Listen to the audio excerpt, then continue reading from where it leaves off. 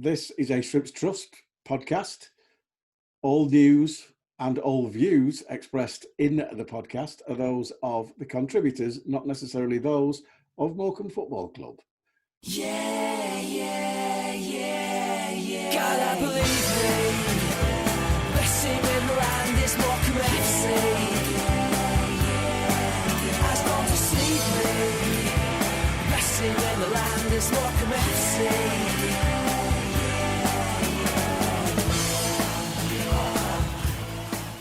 Hello and welcome along to this, which is podcast number 9 of the ShrimpsNet, the podcast of Morecambe FC supporters known as the Shrimps Trust.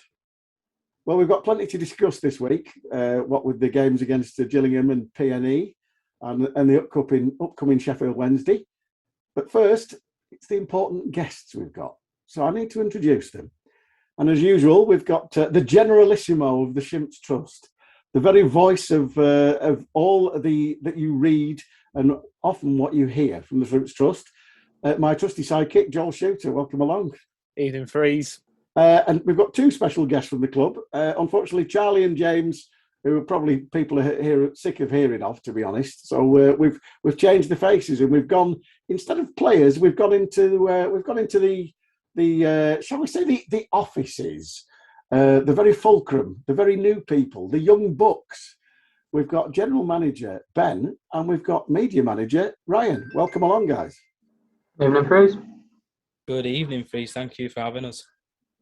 Well, it's fantastic to have you here because obviously you can give us some perspective of what's been going on behind the scenes and the challenges that you've been facing. And I think that's going to be something fresh for the listeners. But we'll start as we mean to go on. We'll start, first of all, Gillingham last Saturday, Joel. Nothing really in that game. A couple of decisions, one went against us and 2 went against us and 1 went for us. And you're just thinking it could have been a different result on the day. What are your thoughts? Yeah, I mean, watching the game back, I think you can obviously see Gillingham are a pretty solid League One side. But at the same time, I think we matched them. We had parts of the game where we were probably on top.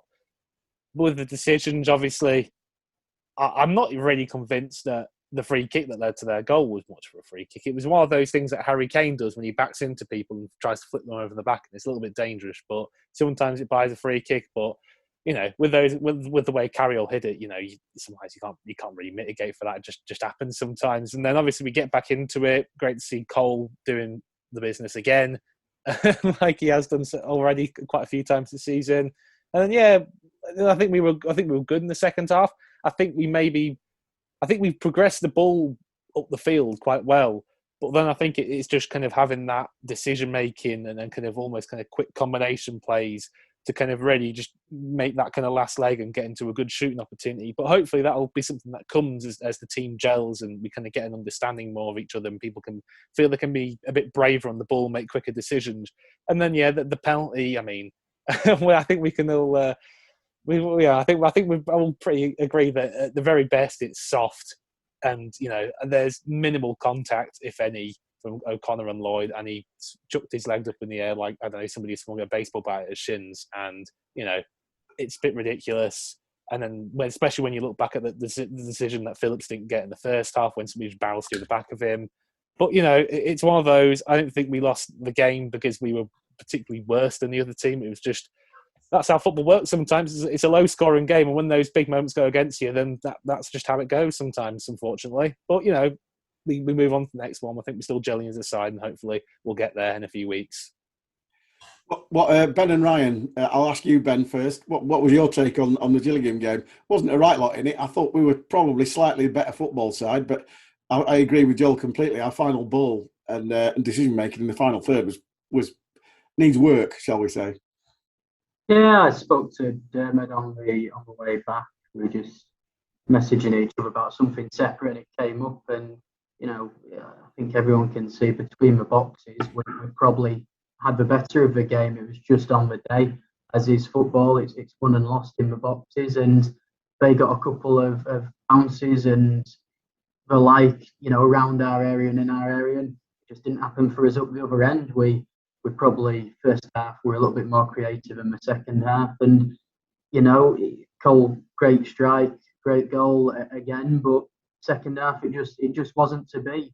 As you say, Gillingham are a tough side. You know what you're coming up against, an established League One club, as we'll probably say about most teams this season. But plenty of positives that we took into Preston, and I just think personally, I believe in what we're doing, and we play like that every week, and with a little bit of refining, we should win more than we lose, and you do that, and you're all right. And a little bit of luck would be nice, Ryan, as well, wouldn't it? Yeah, I think a little bit of luck with how results are going and little balls bouncing here. And we saw it last night. I think their first goal, it was a touch off one of their players' backside, and it fell quite nicely to him. But as well as that, it'd be quite nice to have some luck when it comes to injuries as well. We're not getting any couple of days here and there, we're getting months. So it's like Joel was saying, it was a pretty comprehensive roundup from him about the Gillingham game. But yeah, the little bit of a look that we're kind of missing isn't really helping, but we are still gelling, and them injuries haven't helped. But yeah, it's like Ben said there, we believe in what the gaffer's getting over. I think you can see it, that comprehensive 4-3-3 counter-attacking style of play is suiting the players that are on there. And as the gaffer said last night, I think as a Morecambe fan, you'd be happy to watch the football, what you've been watching. He just, as a Morecambe manager, as he said last night, he said he's not been impressed with the way that the results have been. So I think he gets it. He's very astute in what he does. He's been around for years as a manager and as a player, and it's just about getting that gel working and picking up the points as we go along. So I'll come to Preston last night and start again with Joel. Fantastic game of football. As a 95 minutes of entertainment. Yes, we're none of us are neutral. And obviously Ben and Ryan might be a little bit more neutral, even though they work for the club. But that was a fantastic game of football, and credit to Preston, because they came to have a go and we had a right good go at them. But ultimately, yet again, as Ryan's already alluded to, the luck did favour them, didn't it? Yeah, that's the thing. They're a couple of quite bizarre goals. Well, obviously one was particularly bizarre with Lavelle. I think he bumped their guy off to help clear the path for Anderson, but in the process of that, I think he must have got a nick on the ankle maybe as the guy goes down and crashes into Yockel. And it's just one of those. What can you do about it? So especially as a manager, you can't really anticipate anything like that ever really happening. But I think looking at the whole game, I was watching it back and I thought, you know what, like we were even with them for a lot of the game, and there was a period, I think, out of the late kind of back end of the first half, early second half, when we kind of get the goal back. We really did look on top, and we showed a bit more kind of directness in the final third. It's still not quite there yet, but there was a bit more snappiness. But again, just those decision making skills. But hopefully they'll come, and we did show. Yeah, I think we controlled the ball well at points. I think Preston bit back in midfield nicely. I think they won the ball well. They attacked really incisively at times, and I think a couple of freakish goals. Obviously that second one, and then obviously the Ledson strike, which are just ridiculous. And that was when we had the momentum really. And then when somebody pulls it out of the bag like that, you just think, it's just not our day, is it? And then obviously the fourth one, later go in, they take a bit of a throw in quickly, But yeah, I think we contested well. I think it looked like quite an even game. We had good periods in it, and Preston had a few good periods. And I think, like we said, if we keep playing like that, just work on a little bit of final third stuff, and I think we should, carry that into some good results in League One. Yeah, I agree completely. Particularly Greg Lee and Ryan Cooney last night were just fantastic in the second half. When the momentum was definitely with us when it was 2 apiece. But obviously, 3 or 4 minutes later, they hit that worldie and it goes in top bins. And I'm like, is everybody going to score their goal of the season against us? Because obviously Gillingham did it, and obviously Rotherham beat us last week with it. And I'm like, sooner or later, they're going to go in the car park, aren't they? Please, But overall, great atmosphere last night, Ben, and decent crowd. Obviously, sold out to the PNE fans, but the Morecambe public, quite rightly, are happy with the football that they're seeing, and they're going to keep coming, hopefully. Absolutely, and like you say, the football is entertaining, and there's been plenty going on the pitch. And for a cup game, you traditionally get less people in first couple of rounds. Yes, it's a derby, but I've had it before where you're scrambling around for 500 people and you're looking, and the players feel it. They do feel it when there's 500 people there, and you've got that sort of empathy on the day. Whereas last night, at 2-2, this place was. I've only been here 8 weeks and seen 3 games in front of crowds, but the sound after the second goal and then that 10-minute spell when we were in the game, unbelievable. And that's from someone who is neutral and objective about it. And I think the ground's built wonderfully for that. It's compact, you're close to the pitch, and when it's good, you feel how good it is. So if I'm seeing that, stood on the press deck like I was, saying hello to Ryan at the time, everyone who's turning up is going to feel that. And if you're in and amongst it, you'll know better than I do, Freez. You're in and amongst it there, but the atmosphere we're generating at the moment is it's electric. Win or lose, people are behind us, and that's all we can ask. And in return, as you see from the players, they give 100% and are incredibly talented as well. So when you've got that mix, things will happen and good things will happen. And off the pitch, as we've touched on previously, before this podcast, we're looking to improve. We get some things right. We don't get everything right at the moment. It's a learning curve for everyone. That's why I've been brought in to look at things and see where we can get a little bit better across every department. And one massive one of them is match day experience and everything that goes with it, pre-match, when you're here, and how you feel when you're going home. And as we've seen, I've said it publicly, we've not always got it right in these first 3 games, but what we will do is absolutely get down to the roots of what we do well, even more importantly, what we don't do as well as we can do, and we take action to make it better. And that'll take time. It's not going to happen overnight. I hope there's been improvement over the first 3 games, and we absolutely plan for improvements across every game this season, so that in 12 months' time, when we're here at the start of next season, things are brilliant. So, Ryan, I'll come to you now. There's Ben touched on something there which I was gonna mention as well, and that was obviously we've signed 17, 18 players now, but they seem to have accepted pretty quickly, and they seem to be building a really good rapport with the themselves as a team and also the crowd. And like you said, Ben, we've already had 3 home games, and yet we've lost 2 of those, and yet they've got a standing ovation each game.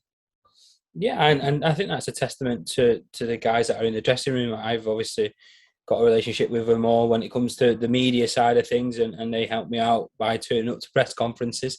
They all don't like doing it, especially Josh McPakey was like, no, never doing this again. I was like, come on, you'll enjoy it. But no, he's a brilliant person, as are many people in that dressing room. And like you said, they're likeable characters, but they're also very good footballers as well. The gaffer's touched on it a few times that if they were even better footballers and they applied themselves a little bit better, they wouldn't be here. So that's the point of being at Morecambe, whether they're on loan or they've come in through the building on free transfers or whatever, is to make themselves better, but essentially play a big part in the first season in League One for Morecambe Football Club. And they're doing that. We just need to get a little bit of luck like we touched on before. So moving on, they're coming thick and fast, these, Joel. Obviously, the P&E game, Gillingham away, Rotherham at home. I mean, it's only a little matter of Sheffield Wednesday. I don't see anything to worry about, do you? The Owls, 45,000 possibility at Hillsborough. That won't frighten us, will it? But no, obviously, it'll be a bit of a culture shock for them. They've been to places like Wickham, but they'll have never been to anywhere like the Mazuma. But they've had a great start. They've got everything to lose and nothing to gain, really. So basically, they're going to come. They're going to try and have a go at us. What are your thoughts? Yeah, just a little fella called Barry Bannon apparently in midfield that I'll be a bit wary of. But it'll be a difficult game, no doubt. They've not conceded in the league yet. It'll be really tough. I think they've got a good manager in Darren Moore. They've still got some really good players in the Championship. So yeah, they'll probably be up there this season. I know they've had a bit of a difficult couple of years financially, obviously, without going too much into that. And obviously, the kind of gelling that and keeping the atmosphere around the place is a difficult job. But it looks like Darren Moore's done a good job of that. Looking at their start, they've started well. And yeah, so it will definitely be a really tricky game. At the same time, we've taken on 2 championship teams. We've beaten one of them, and we were a bit unlucky to lose, I think, last night. So, so I think we do definitely have enough about us to compete. We'll have to see on the day how it all plays out. You can never really predict these things in football. But yeah, but it's just great to be able to kind of play these teams. It is just very exciting, lots of fun. They're sold out. I'm sure they'll make an absolute racket.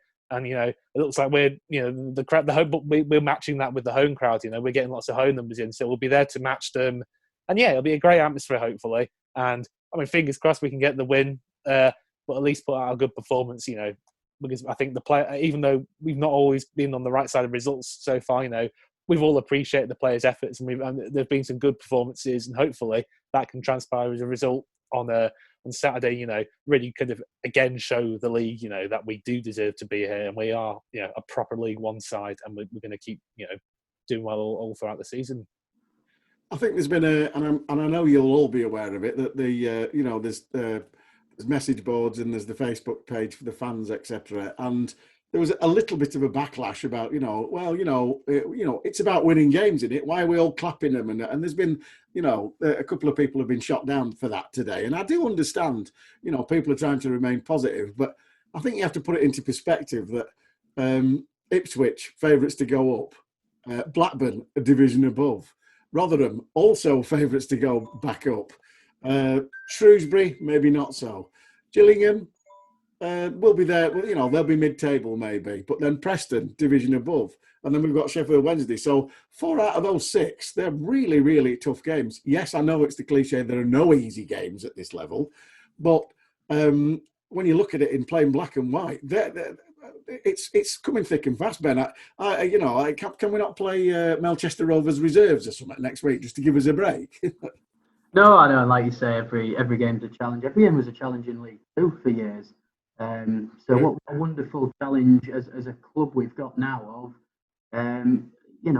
almost the opposite end of the spectrum from even going into last season. The whole mentality's changed, so I'm told, from where we were a few years ago, and for understandable reasons, but we're not in that place anymore. And last season's squad have done an unbelievable job in getting up, and the club's here on merit.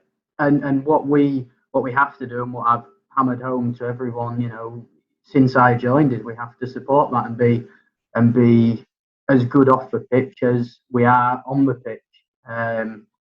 And like you say, the rewards of that for supporters, for the club, and everyone is playing Sheffield Wednesday and Rotherham and Sunderland and Portsmouth on a level playing field.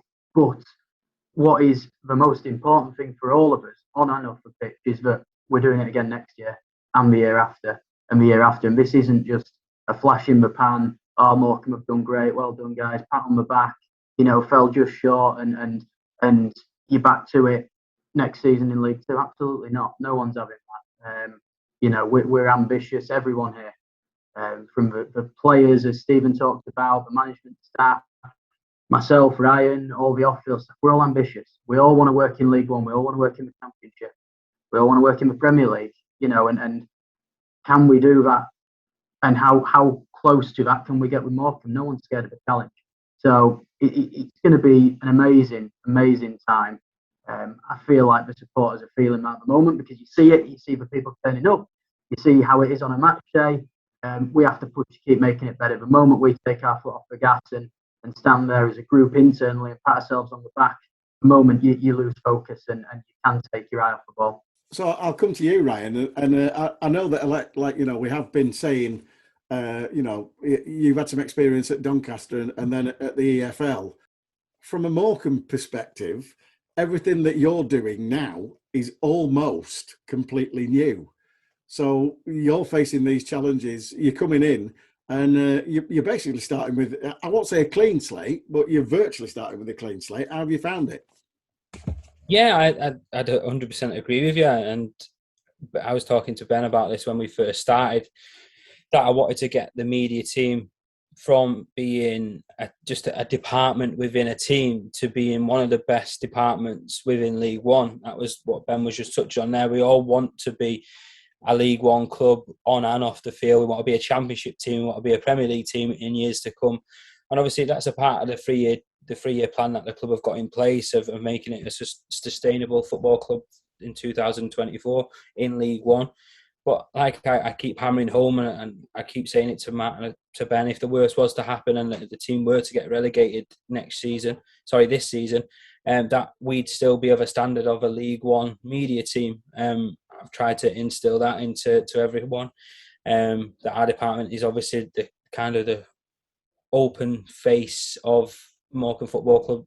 With the front door, as I always got told, when like a website, for example, obviously that's still got a lot of changes to make. Everything's just a work in progress. Like you said, it was somewhat of a bit of a fresh slate. We tried to up the match day experience on socials more, where obviously we've provided a commentary service now, which we've put players up for as well. Obviously, John O'Beaker's been there, and he's been doing that now for the last few home games, and people are enjoying that. It's just about, like Ben said, it's just not standing still. It's about making sure what we're doing, we're laying foundations, and then we're building on them week in, week out. I've taken a lot of what I've learned while I was at Doncaster. I've taken a hell of a lot of what I've learned at the EFL over the 2 and a bit years that I was there. And it's just about applying that to a football club. And once we do that, how we build on it then every step of the way. So it's been a good start. I've enjoyed it. I love being back at a football club, and to be at a football club like Morecambe, it means a lot because it's just a very big family, and I've enjoyed getting my feet under the table and taking my shoes off a little bit. But it's a great place to be, and people like yourself and like Joel have been obviously receptive of what we've been putting out there, and obviously it means a hell of a lot to us as well. So thank you in that respect. Hey, listen, Charlie and Joel managed to get me on Twitter, which I've resisted for donkey's years. So welcome to the 21st century, and I'm still crap on it. But anyway, all I'm using it for is the Shrimps Trust. But there you go. But so looking at what's happened this week, and this is coming to Ben and to Joel, in the fact that all the red seats have been replaced, Joel, and they looked very smart last night, Ben. Very smart, and I know we had a team of fans in there helping out, didn't we? So that went pretty well, Ben, did it? Yeah, unbelievably. It was quite nice for me to come into the club with a fresh set of eyes. We've got an unbelievably supportive board who just said to me, "Look, whatever you need to do, get on with." Which again, I was really conscious to come in and look at everything and just watch and see how things work and how things are. But the first day I walked around the ground, straight away, we've got brand new bright tomorrow as our slogan, which is in so many ways true. And I just walked past the stand and I didn't notice anything. I was just walking, it was tunnel vision. And I thought, hang on. It was only when I got 3/4 of the way down, I went, we've got red seats here. And they'd obviously faded in the sun over 10, 11 years, whatever it's been since the club moved here. And I just thought, we've got an opportunity here. I'd seen Sunderland had done it a few years ago when they got the new ownership, and the supporters came down and changed them over, and the visual lift that gave the place was amazing. I just thought, I looked into it, saw that it was something that we did have the finance to back. And I'd been to a couple of Shrimp Trust meetings that we do monthly. And I know once we'd sort of introduced the idea, Steve, Joel, the team were massively on board with it and said, look, you let us know how many people you need and we'll get them changed over. So we must have had 16 volunteers come down. Some people morning, some people afternoon, some in the evening if they were working. It was just a brilliant few days. We had 2 or 3 days really hammering at it, got them all changed over, and look at the end result. We now have a stand that does stand out, no pun intended. And you do walk by and you go, wow, it looks fresh here, it looks alive. And it's only 0.1%. 0.1%. But if you get enough of them right across every aspect of a business, it soon adds up to a huge percentage of improvement and being the best we can. And it's good from the trust point of view, because obviously we were set up the trust a few years ago, obviously when we were looking for new owners and in a bit of limbo after Diego Lemos and Joseph Carla showing an interest and then disappearing, and Joseph Carla sleeping in the boardroom and all sorts of rubbish. So from that point of view, Joel, it's been brilliant that the Trust can actually see their work and their efforts making a difference alongside what the club's doing. No, yeah, definitely, and as important as the work that was done, to kind of the way the Trust reformed to help kind of steer the club through help try and support the club through quite a grisly period. It's much nicer, really, to be able to support the club in this kind of way, like organising volunteers to go and do the seats and communicating with the boardroom. You know, that's really the ideal. It's much nicer. It's, you know, there's openness. You know, we can feed stuff back to the club. We can kind of like get an understanding with what's going on. We can see, and we can kind of better see the efforts that Ben and Charlie and Ryan and James are all putting in behind the scenes, and we can kind of get a good appreciation of that. We can feed that back to the wider fan base. We can feed back what we get from the wider fan base into the club. So yeah, it's nice to have that kind of good harmonious relationship rather than be kind of especially after starting at a point where it was kind of all hands on deck, stop some dodgy kind of agent from Brazil and this crazy Italian guy who wanted to build underwater casinos from taking over the club, you know. So it's much nice to be in a position where it's more about organising this kind of thing, like putting seats in, rather than kind of helping avoid the destruction of the club. Note to self: cross off underwater casino from the. You were hoping that'd come off if the Eden. Yeah, I can see that one. Yeah, good idea, but no. So, I mean, again, fantastic job. Looks miles better. I'm going to come back to you, Ben, now, in the fact that the challenges that you faced when you came in, like similar to Ryan, a complete blank canvas. We hadn't had a general manager. It was obviously James and Charlie that had done a précis of the club and said, we need somebody who's in overall, you know, who's got a finger in every pie and can see everything. Now, obviously, you held that position at Harrogate. I hope you don't mind me saying, but obviously you're quite young, you're quite dynamic. So from that point of view, when you came in, there was a lot of raised eyebrows. We were like, a lot of people saying, no, what does it, you know, but you've made a big impression straight away. So looking at your challenges ahead, I know for a fact, I'll just ask you for a fact, one of the things, obviously we can see the impact straight away of there's all these red containers all over the place, some being used, some not. What's the plans with those? Yeah, so we've got two in use. I think we've got two behind the Batcard Terrace. Now, one's been open as a bar, one will be opening as food. I think everyone knows what's going to be served out of there. I don't. The unwritten word. Mr. Howells very kindly promised them at a pre-season meeting. So the chip wagon is a real thing. Chip wagon, hey! The chip wagon is a real thing, and understandably, people are going to go, it's in the Batcard Terrace, what happens in the other terraces? So we've got another unit outside. Unfortunately, we can't serve chips everywhere because we've got limited space, limited cooking facilities. So there's going to be another unit outside the ground. It's in place now, and very soon we'll have that up and running. So that if people do want to have chips and, you know, haven't got a ticket in the Batcard Terrace, they've got that option. And we'll see what we can do out there. Can we get some picnic benches out there? I don't have to speak to ground safety, but can we have a little area where people can just potter around pre-match if you don't want to go in the bar, but you want to get down a little bit early, sun shining, somewhere where you can sit down with the family or your friends and have a bite to eat. So we'll see what happens on that front, but that's in place. It just needs kitting out, equipment. Bit of a shortage at the moment throughout the country for certain things that we need, but the food counter is going to be open for the Sheffield Wednesday game inside the terrace. So we've got another point of sale. I know you asked sort of what the challenges were. I think there's such a number of challenges, and there's so much we're doing well, but there's so much we could be doing excellently. And that's what I'm here to bring together and make sure that if I can look at it objectively and go, right, where can we make gains? Absolutely all across the board in every department, football aside. How do we get better? How do we improve? How do I support people who are in them positions to do so. So the challenge is ultimately to just identify where we can be better and just go about putting in place a practical solution to sort it, which is what we've done with, first game behind there, we had queues at the kiosk. So, for me, it's really simple. We put more service points in, we put more tills in, more staff in. Yes, we come up against the issue that there's a staff shortage in hospitality. So what do? We go and recruit. We've recruited over the last 2 weeks.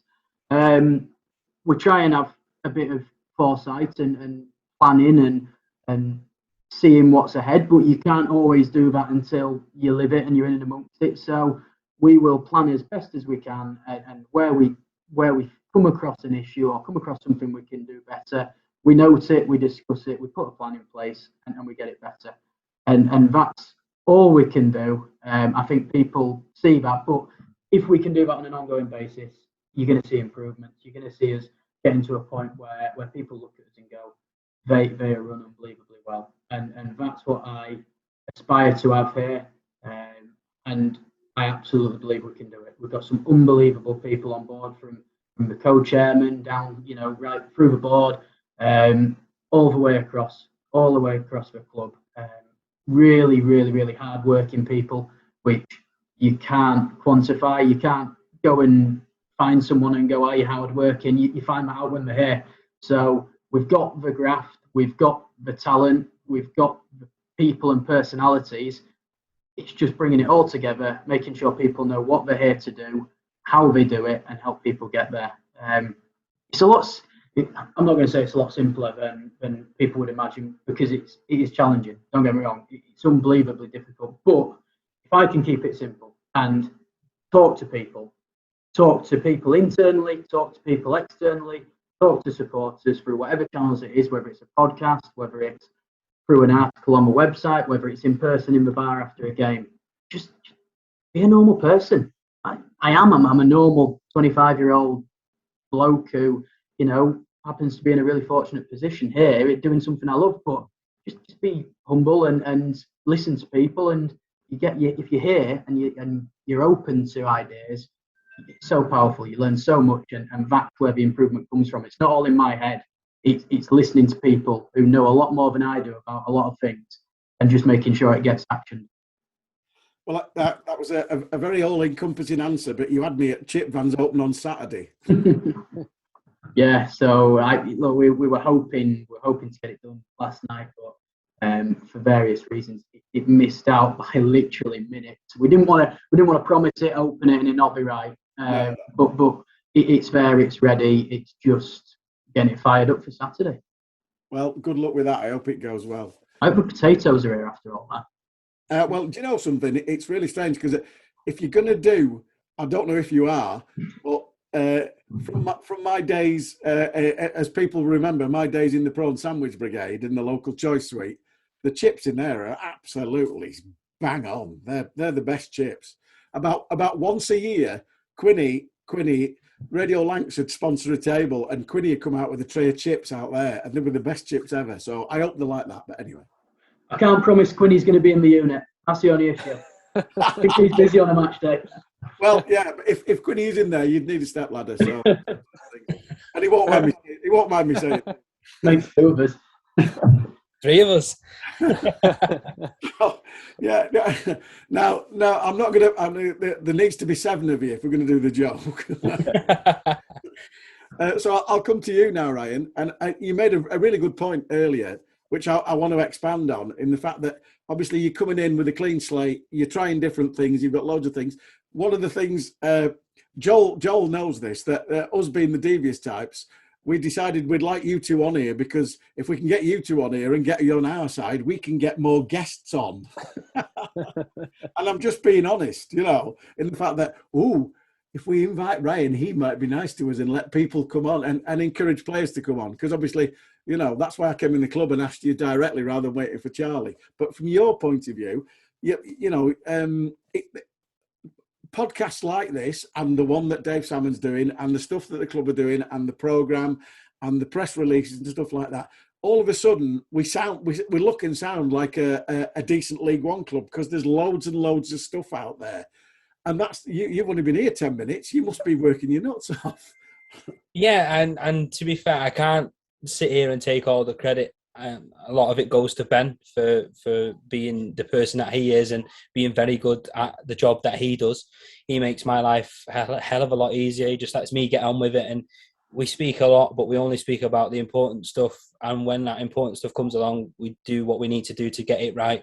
And yeah, we both have the very similar opinion that we've got to be the best off the field. Doesn't matter what happens on the field. The fans know what they're going to get from us. And then the second person who also makes my life a hell of a lot easier is Matt Smith. And I've got to give him a lot of credit as well, because he is a university student who is only going into his second year, and he's streets ahead of where I was when I was going into my second year of university. He's not paid me to say that, by the way. So I will definitely be asking for a few beers off him anyway. But no, he's brilliant. He's got a lot of intelligence in that body of his and in that brain. He's very good at what he does. He sniffs out the best pieces of content that he brings to people, and he's been a welcome addition for me to walk into a building and have somebody like that. The clean slate aspect of it all was, I think I walked in, and majority of the stuff that the club had was with the ex-digital media manager, Matt Rushton. So we've just taken check of what we have, and the club have backed the department, Ben and Rod as well, and Graham, and said, right, what do you need? We'll try and provide you with what you need, and we'll go from there. And we're obviously nearly in a position to be doing a lot more crisp video stuff. We've got a video camera, a tripod, microphones, stuff like that. And then, but also at the same time, you have made a friend in me already, as in the Shrimps Trust, because you guys have backed us, and we're going to speak about, I think I was talking to Jack, his second name escapes me. Jack Steer. Yeah, and he spotted that I went back to a fan and said, look, we can't really offer a goal cam at the moment just because of the lack of equipment. And he said, well, we'll sponsor it, so we'll buy the equipment. And look, like I said, you've made a friend in me to start with. I just need to put the wheels in motion. I've got to try and find 5 minutes to order it. But that is something that hopefully fans and supporters alike can look forward to sometime in the future. Well, like you say, we're all on the same side. We're all, we're all batting for the same side, and that's why the Shrimps Trust podcast is here. It's to communicate things from inside the club to the fans, and that's why we're basically doing it. And if it wasn't for Joel, we wouldn't be doing this weekly. So I thank you, Joel, because obviously you've been absolutely brilliant with this, mate. No, thank you. No, it's a pleasure. I enjoy it. Good. You've got a couple of questions then. I'm going to drop on you now. Yeah, go on then. Ben, with obviously most of what you do is off the field, but is there ever kind of much crossover or kind of communication or work with Stephen and Diarmid and the playing side of things? Yeah, we speak regularly. The mandate from me is clear. Tell me what you need. Like I've said to every department, they're very much there. But get on with it. It takes care of itself. But you need anything from me. You need anything from the off-field operation, which it's of course interlinked. I'll make it happen for you, because we have to support the first team and do whatever we can to make their lives as comfortable as possible so that they can go out there and perform on the pitch. At the end of the day, we will do everything we can off the pitch, and we'll give it that real underpinning and that longevity. But it boils down to what happens on a Saturday afternoon out on the pitch. So whatever we can do to take away all the barriers, all the thoughts that are going on in players and staff's heads, whatever we can do to make their lives easier and just focus on football, we do. And to be fair to the people at Harrogate, that was instilled in me there. It was, we're here to serve a purpose, and that is to the supporters, to the club, and to the playing side. And if we can do that, then we'll be successful on all fronts. So yeah, I speak to Stephen and Diarmid regularly, John Mack as well. Sometimes it's just a case of, well done today, we played really well. Other times it's, it's looking at things and you're having a couple of hours in the office discussing what we can do to improve. Stephen takes an interest in what's going off the field, but respects that that's my remit, and I certainly take an interest in what's going on the field, but completely understand and respect that that's his remit, and it works for us both. I don't think I'm speaking for him in saying that we get on well, and we'll continue to push each other forwards where we can. No, it's good. I was going to ask you about what kind of areas you initially were looking to improve, but I think you probably answered that pretty comprehensively already. But I just thought I'd ask, in terms of season ticket sales, obviously you wanted the highest number possible, but I think they're around 2,400 now. So, is that a figure you were expecting necessarily, or is it even though I'm sure you were optimistic about it, has that almost taken you almost a bit by surprise at how many have been sold? Yeah, it's all new to me. Look, I can look from the outside and you see numbers on a page and names, but until you become a part of it, you don't realise what that really means. So, did I think we would get to 2,400? Probably not. Did I hope we did? Absolutely. We don't leave anything to chance. We've been pushing as much as we can, doing as much as we can with our resource to improve the sales and push the sales.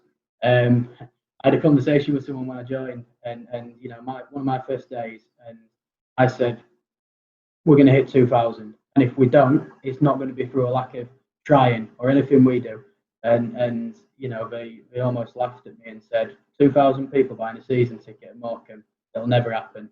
And you know what, that if nothing else motivated me to go out there and be proactive and do everything we could. Which I think, from our point of view, we've done what we can. Next season, we're planning from November, December, what we can do, working with Ryan, working with his team. How do we make it better again next year? So absolutely delighted with the take-up. We still want to sell more. They're on sale. I'll remind people that they'll hold the value through Christmas. So Christmas presents, I think there'll probably be a dozen games after Christmas. And if you're paying for 8, you're still getting 4 free. So Santa's going to be hopefully dropping some season tickets off around Morecambe and the area. Well, I'm not going to ask you to name who that was, but they were right. You've got no chance of getting 2,000 because we're way past it. I know. It's great. The take-up has been brilliant. And that isn't down to us. All we can do is put the prices there and push it, but that is down to the people who bought them and told their friends, told their family. I'm sure you'll know people, Freez and Joel, who have bought theirs and then said to the pals, come on, you've got to buy this, and got one for the kids that they might not have done before. And it's driven by the community and the people getting the word out, and the initiatives like what the Trust have done to raise money for people less fortunate than the majority, and give them an opportunity to go and buy season tickets through that initiative is just unbelievable. And it all contributes to the greater cause, which we're all here for, which is to grow crowds, make Morecambe sustainable and more competitive, and to ultimately be in a better place when all of us go than it was when we started. No, it's brilliant.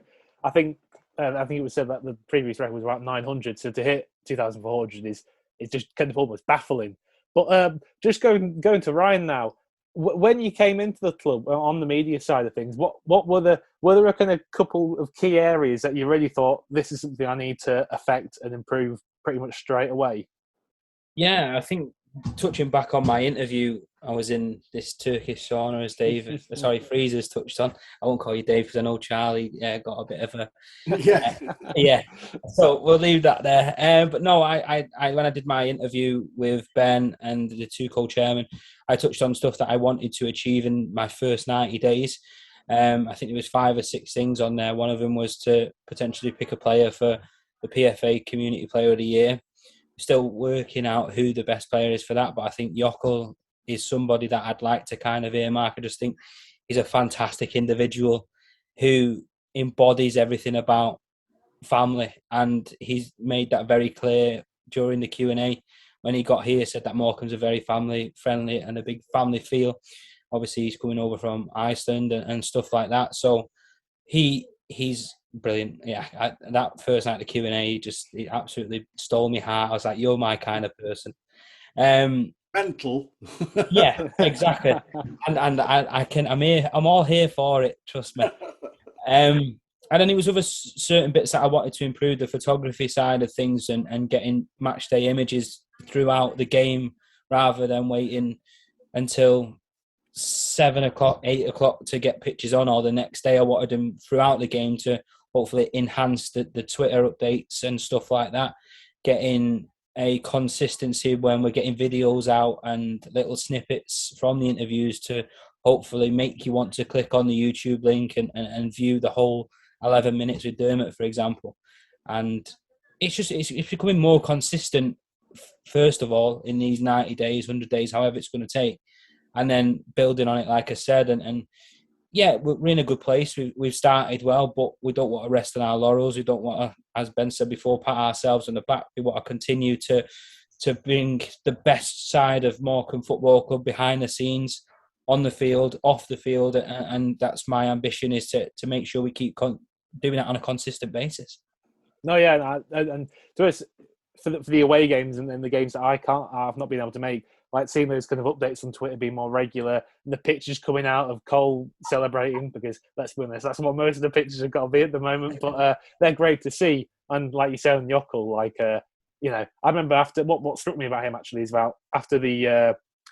It was after the Rotherham game, and obviously the goal he conceded, it's not a nice goal to concede the way it kind of, you know, it caught in the wind, he lost it a bit, but he was straight at the side of the pitch having selfies with the kids and, you know, completely up for that, and then doing that interview with Quinny afterwards, that was brilliant. But kind of following on from people like Yokel, I think you touched on it earlier with Josh McPake as well. So which players, I'll start with which players like doing the media, which players are a bit more up for it, and a bit more kind of cooperative for that kind of thing? I think if you were to ask them all and to get an honest answer out of them all, I don't think anybody likes to do press. Even the gaffer doesn't like doing it, but I think he's more receptive of it here than he was when he was in Scotland, having to deal with 15 nationals and everybody trying to bay for blood at times. We're lucky here that we have BBC Radio Lancashire, Gav Brown from The Visitor, and they're just brilliant people that they send along and they get exactly where Morecambe are and what Morecambe are about. Anthony O'Connor's a very good talker. We saw him recently. We're still just trying to work out who enjoys it. I think Farney, we'd have Farney on every week if we could. You'd never shut him up. He's brilliant, and that's something that we're looking to do as well. I think we're going to do something from the Sheffield Wednesday game onwards, and we're going to make a regular feature of a bit of a Farney cam kind of thing, just because he's brilliant. I like what he gives out, and some of the behind the scenes stuff is brilliant. He's absolutely class. Can I make a suggestion? Farney's wine advice. That'd make a great little... I've been privy to a few conversations about him being a connoisseur of wine. He knows his stuff. And I tell you now, it was like, where you get your wine from, Freeze? Where you get your wine? Co-op? Oh, yeah. They're a really nice share out of that. So, yeah, it's doing little things like that. And the press side of things, I haven't had one person come up to me, bar maybe Josh McPake, and say that he's not really too keen on it.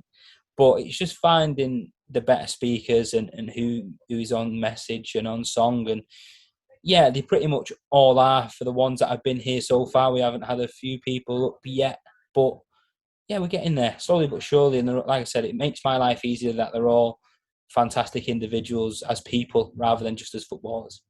Yeah, especially with that, talking the funny stuff. I remember the previous series we had before with physiotherapy. He was kind of the main character in that, and that was always really enjoyable. But yeah, no, so I suppose it's just a case of kind of working your way through all the players or as many as you can, and just kind of seeing who's receptive. So obviously, so far, Josh McPake has kind of said, maybe not me.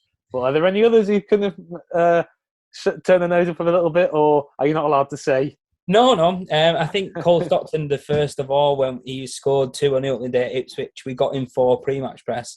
And I was like, lad, I said, you're going to have to come out, I said, and talk about that. I was like, well, I've done it already. I was like, yeah, but you can't not go and do press and score 2 goals. I said, so it's up to you. And he was just like, and I've had 3 or 4 requests from him. To be fair to him, I think he gets it now that he's going to be in demand. I've tried to get him under my wing a little bit, get him thinking how I am. And to be fair, he has done. I won't be putting him out all the time because I don't want him to get annoyed with me. But no, he's brilliant. Yeah, there's not really been one kind of individual yet that said, no, I don't really want to do it. But bar Barry Roach, he wouldn't do me some quotes after he was going to go back on the bench, and that was a real hit because I thought we could have done something good with him. He was just like, absolutely no way. So I was like, right, okay. But yeah, I've kind of got a bit of a man crush on Barry Roach as well. So whatever Barry says goes. Haven't we all? It's funny, because obviously doing these podcasts, and people who've listened regularly will know that Cole came on and was very, very good. And we had Toombs on as well, and he's been on twice, and he was brilliant. And another good talker is Aaron Wildig. In fact, he's very, very good and very happy to do it. So I'm just letting you know who's been done, Ryan, so that we can set up Anthony O'Connor if you can shoehorn him in, that sort of thing. Leave it with me. So moving on, the final thing I want to talk about on a light-hearted note is obviously the Crew game, because now the Crew game's off because. Oh my goodness, and I'm staring into camera. International call-ups. What's that about? We're a massive club.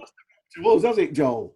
No, yeah. Well, obviously, we're just bigger than the sun, obviously. So, what can we really say? We're just, League One, we're flying high. What can you do? So it is quite funny because obviously things will change, but it's three lads that we've got on loan. Obviously, Josh, I don't want to be interviewed, McPake, for Scotland under 21s. Alfie McElmont, on loan from Leeds, who's obviously for Northern Ireland under 21s. And the madman himself, Jokul, who's obviously Icelandic under 21s. And I thought I was, when I read it, I was like, what? Who've Crew got in this? And it was us. And then I know a Crew fan who texted me and went, what is this? What's going on? I went, oh, be aware. We're coming your way. But it's a fantastic indictment of the signings that Stephen's made in the fact that these lads are well thought of and been playing for under 21s, isn't it? No, it's brilliant. It just shows that he's managed, like you say, he's managed to make some great signings, and it's not just him who views them as good prospects. It's the international setups for the respective countries. So it's really exciting to be having these players, and obviously, we'll miss football being on that weekend. But at the end of the day, we've got these brilliant players who are really talented and they're young and they'll develop nicely, hopefully. But to have these players at our club, I think we've got to say that we're lucky to have them, and hopefully they can. They'll go away, they'll have a good international break, and they'll come back and do the business for us as well. So I think that's a great place to end. We will be back next week. And also it's a great place to end because I think Ryan's pole dancing dad's about to come in because the lights have gone down behind him.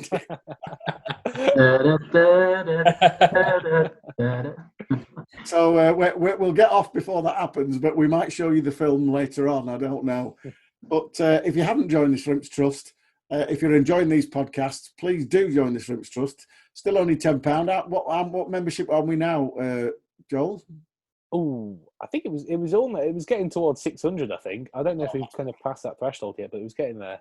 That's brilliant because I got my pack through, and it came in handy in Aldi because it had a little trolley thing with it, which was brilliant. So I was really pleased with that. But I got the badge and everything else.